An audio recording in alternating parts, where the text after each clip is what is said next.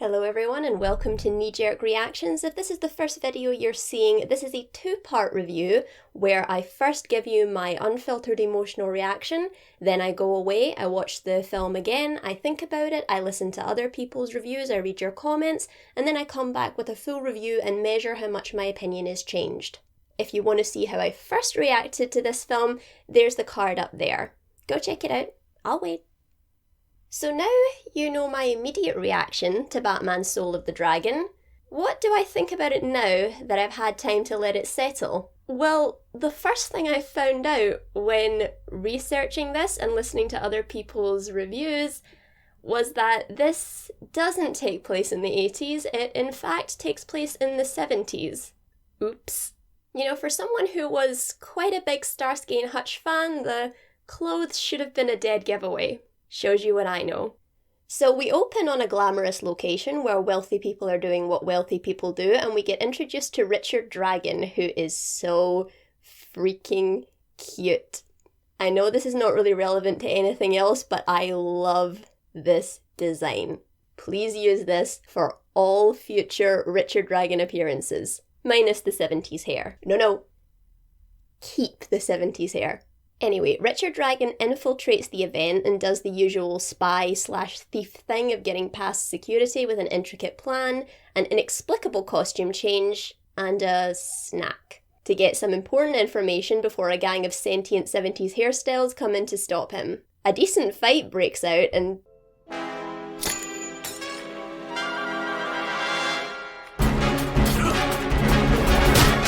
Okay, that was pretty freaking cool. Oh, crap. Why does that tend to be the last thing said by anyone who gets a bomb chucked at them? I think a more appropriate reaction would be, holy shit, holy shit, holy shit! And the scene ends with Richard Dragon James Bonding himself out of there. Tell me that music is not copyrighted from a Sean Connery or Roger Moore Bond film. And if not, it is so similar that someone had to have had a lawsuit shoved on their desk when this film came out. And you are? Dragon. Richard Dragon.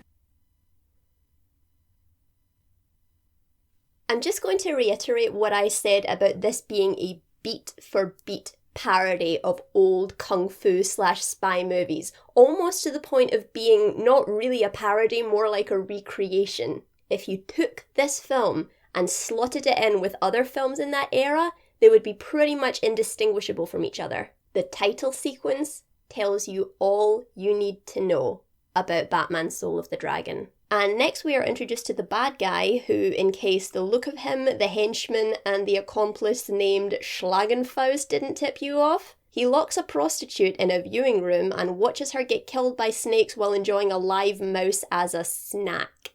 I'm sure he's just misunderstood. Back with Richard Dragon, and I've only now just realised that I keep using this guy's full name. My friend told me that I do the same thing with John Constantine, and I suppose the reason for that is the names are just that awesome that they need to be said in their entirety. Back with Richard Dragon, he's trying to get into a club but the bouncer won't let him in, and we think this massive guy is about to get his ass kicked, but... Hey! What are you doing? I love this character. So apparently this place belongs to Bruce and he uses it so he can keep an eye on the criminals of Gotham, which is actually pretty genius. We get the first of many flashbacks to Nana Parbat, I hope I said that right, which historically has been a really big factor in the history of Bruce's training. And in my opinion, the film doesn't really do a good job of portraying that. The most this place does is teach life lessons, which would be fine, except that they are flawed life lessons, but we'll get to that. And we meet 70s action movie stereotype number 12, the wise old Asian man. And I put wise in quotation marks. You'll see why later. Bruce is introduced to the other students, which include Lady Shiva, some throwaway characters, and 70s action movie stereotype number 21, the angry young black man. Now, Having loved the characterization of Bronze Tiger in Suicide Squad Hell to Pay, I originally did not like this version of Ben Turner, but in my research to other people's reactions, I found out something. Now, I always knew that they were deliberately using stereotypes and using tropes from the old films, but I thought that this one was incredibly heavy-handed, and I'll get to the scene that kind of tipped that over the edge for me in a minute, but I originally did not like this character. I thought it was a massive downgrade from his characterization in Suicide Squad Hell to Pay. But I found out that in addition to recreating the 70s kung fu spy style of cinema, they were also paying homage to blaxploitation cinema, which is something I was aware of but didn't really know that much about. And when I read into it a little bit more, I realized just how faithfully they were trying to recreate this bygone style of cinema. So even though I stand by what I originally said, my opinion of this as a creative choice really did change, because this character originally felt so flat to me. But now knowing exactly what they were going for, I appreciate it a lot more. Anyway, back in the present, Bruce pours Richard Dragon a glass of whiskey, and how many times do I have to tell you? One piece of ice. You are blocking all the aromas. How can you even taste it drinking it like that? And are you trying to get sloshed? You drink it in a dram. That is 2 fingers.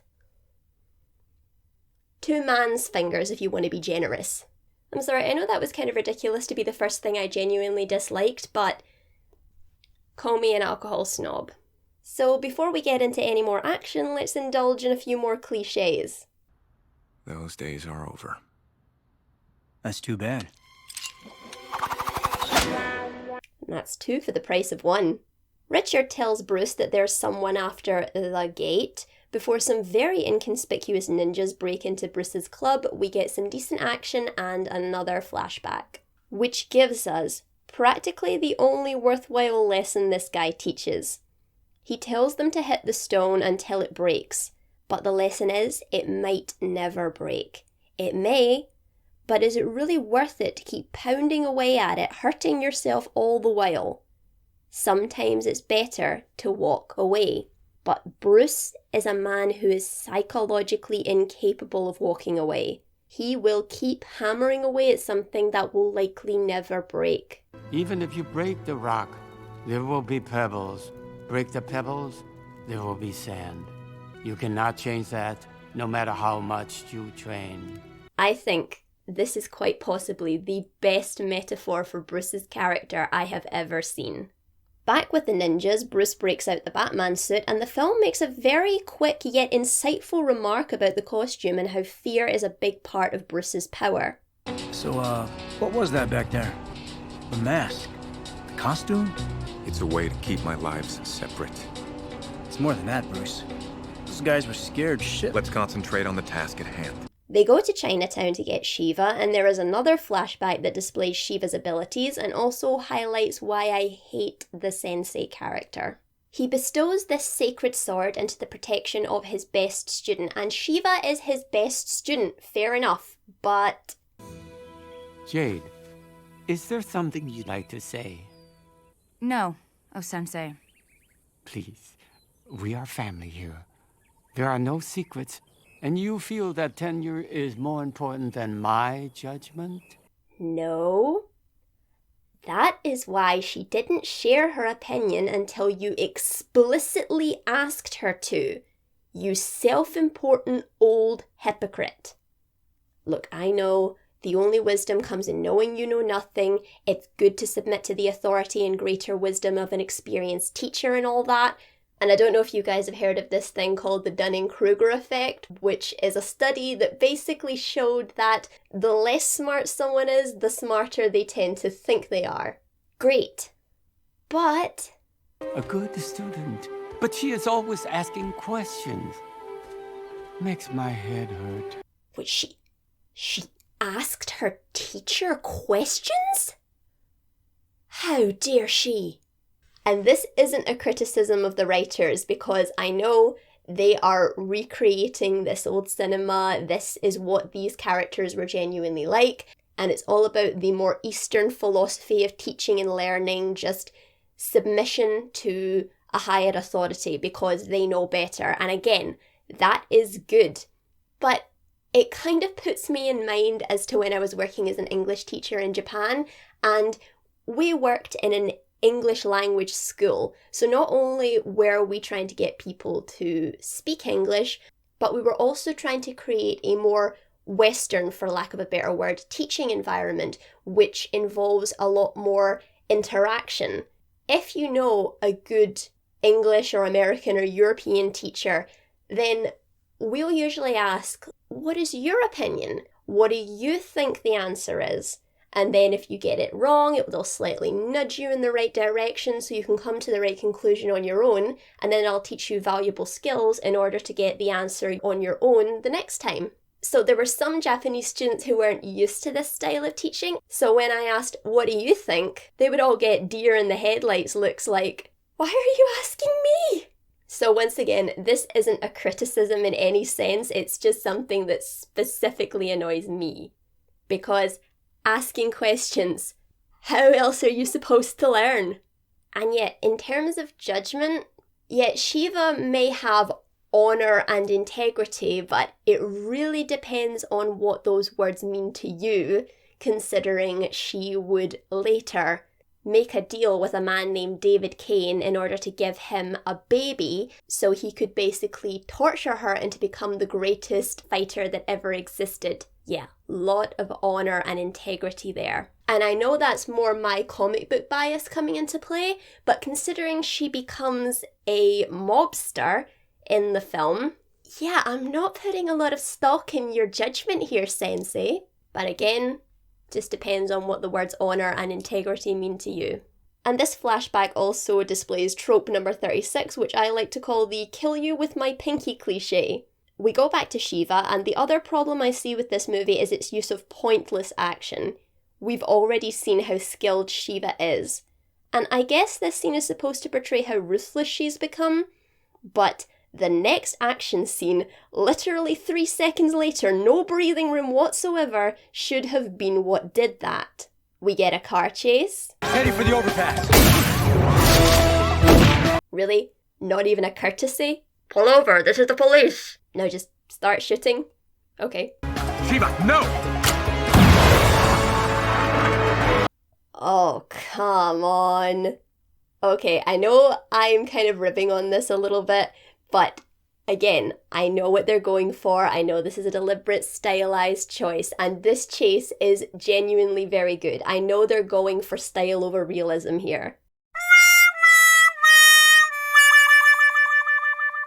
The bad guys get away and they go to find Ben. We get another flashback where Sensei is once again a cryptic hypocrite, and we get the most forced scene in the movie. And this is where I started to lose patience with it the first time, and that hasn't really changed upon second viewing. We see that unlike Shiva, Ben has taken what he's learned and used it to help others. The gang tell him they need their help. Can't you just hand things to each other like normal people? And we get our fifth and thankfully final flashback where one of the throwaway characters is killed, the other is revealed to be evil. They go behind the mysterious gate their sensei has been so cryptic about. The evil one is eaten and the sensei chooses to go behind the gate using his own soul to close it because that's what it takes apparently. Sorry for skipping through all that, but I was coma levels of uninvested in that character and these flashbacks by this point. And that was one thing I found on the comments of my last video, is that people did think that the flashbacks were a bit too numerous. And I do understand that the non-linear style of storytelling can work, but I do think there was probably at the very least one more flashback than there needed to be. I haven't talked much about the bad guy because there is really nothing to talk about. They try to give him some depth by weaving in that he wants to open this gate because he's been raised by the Cobra cult to believe that he is the chosen one for this god. But seriously, children? you had to further hammer in just how evil this guy is. The prostitute, the snakes, the live mouse, the snake eyes, the henchman, the Schlagenfaust wasn't enough. Even Bond villains would be telling this guy to tone it down. Also, check out the facial expressions on these kids. Our faces haven't moved in hours. We get a bit more depth into Ben as we learn that after Sensei died, he hunted the Cobra cult their fellow student was working for, but he didn't kill the villain because he was confronted by the kill baby Hitler dilemma. This is the first time I was convinced that these two men could be the same person. Again, not that that really matters in terms of writing quality, but I was really attached to the tortured guy atoning for past sins. And up until that point, this character was really nothing but cliches, which I now, like I said, do appreciate a little bit more considering what they were going for, but I was glad to see this development here. And even though it was delivered in montage form, it was very believable, like an angry boy who did a lot of growing up and became a good man. He wasn't innocent. So was Hitler once upon a time. But give me a time machine and I'd toss his bassinet into a volcano. Says the woman who will eventually throw her own baby into a figurative volcano. Screw you, Shiva. And this is where I fully lost interest. Even those who loved this movie, which was most people, had very little to say about it from this point forward. The bad guy kills himself to open the portal, the demon comes out in Sensei's body, he has some interesting things to say to taunt the guy's students. They make the interesting point that Bruce is actually the least skilled, but it's his drive and his ability to think like no one else does that makes him dangerous. And I'm not going to talk about Bruce killing here because that's a hole that it's not appropriate to go down for this video. But long story short, they fight the guy, they kill the guy, but the gate still has to be closed and only the sacrifice of a soul can do that. Bruce enters, the others follow, and that's our ending. Okay. Now we are getting into the strength or weakness, or potentially both, of this film, and that is its standalone nature. If this were a movie absent pre-established characters, this would be a fairly acceptable ending, especially since a lot of films of this era did end with fights to come. But as a comic book movie, and as someone who knows that Bruce has to go back to Gotham and do a lot of other things, well, I guess it really just depends on what you expect from comic book movies, so I am kind of aware that I'm being a little bit unfair on it by that point, especially because it marketed itself as a very unique one-off standalone film. Now, we're going to get into what I believe is the main problem with this film. Bruce has incredible characterization and a great emotional journey, but he is not the main character. Richard Dragon is. And he gets pretty much no development throughout the film. And I do understand that the writers were in kind of a sticky spot because what DC Animation are doing right now is to focus on standalone original projects. And this project was a great creative opportunity to revisit a highly stylized era of action cinema. And if you have very talented writers, which this movie has, it can feel like you've discovered a standalone Elseworld graphic novel, but it is also a DC property. So, in order to sell it, you have to include and put as much focus as the story allows on the character that is going to sell it. So I get why the main emotional focus was Bruce, but I really wish they had given Richard Dragon even the littlest bit of character development, even in the vein of what they did for Ben Turner. And I think that is probably the only thing I would really criticise the writers for. The other things I didn't like the underdeveloped villain, the stereotypes, the overuse of the flashbacks, that is really all in the vein of what they were trying to recreate, even though, like I said, I think they could have done with maybe one less flashback and maybe cut a little bit of the unnecessary action scenes, but that's really my only genuine complaint. Any other problems I see with this film are down to my own enjoyment. And that brings me to how much my opinion has changed. Now, I was originally impressed, but a little bit frustrated with this film because even though I started off enjoying it and enjoyed it for at the very least 2/3, the tropes started to wear on me a little bit. But after listening to other people's critiques and knowing now exactly what they were going for, I do still stand by everything I said, but I understand it a lot more. So I would say that my opinion hasn't changed, but my appreciation certainly has. And knowing what I know now did kind of free me up to enjoy the film a little bit more, despite the fact that the tropes did still kind of annoy me. So definitely not a 180, not quite a 90 either. So I would say my opinion has changed to about 45 degrees. So yeah, this is a definite watch, a brilliant creative achievement by DC Animation, and even though a lot of things annoyed me, I can't praise it enough. It was really a very well-made movie. And I really, really love what DC Animation are doing right now. Which brings me to my feeling very, very excited for Justice Society World War II. It looks amazing.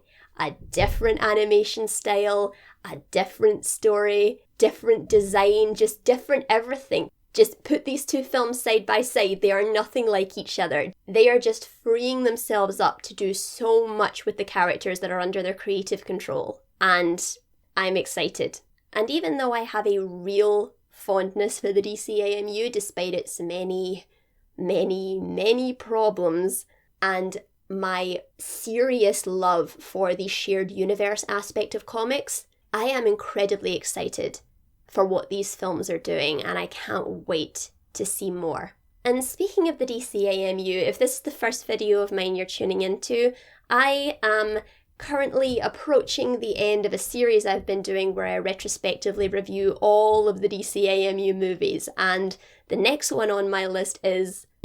Hush, Batman. Hush. Subscribe to find out how I feel about that.